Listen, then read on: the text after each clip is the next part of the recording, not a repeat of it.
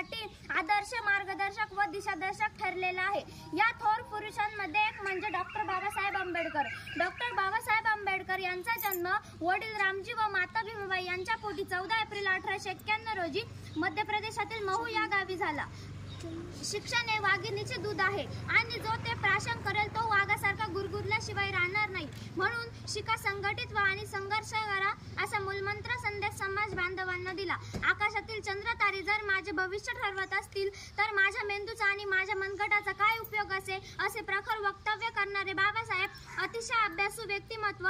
त्यांनी दलितांच्या उद्धाराकरिता आणि मागासलेल्या वर्गाच्या दीनदलितांकरिता आपल्या संपूर्ण जीवनाला वाहून दिले। ते खरं तर दलितांचा उद्धारकर्ता म्हणून प्रसिद्ध आहे।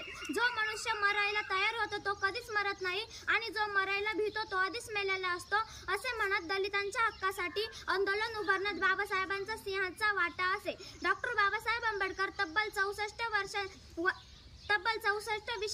विषयावर प्रभुत्व होते। अशा या महामानवास माझे कोटी कोटी प्रणाम। शेवटी मी एवढेच म्हणेन की असा मोरा झाला नाही पुढे न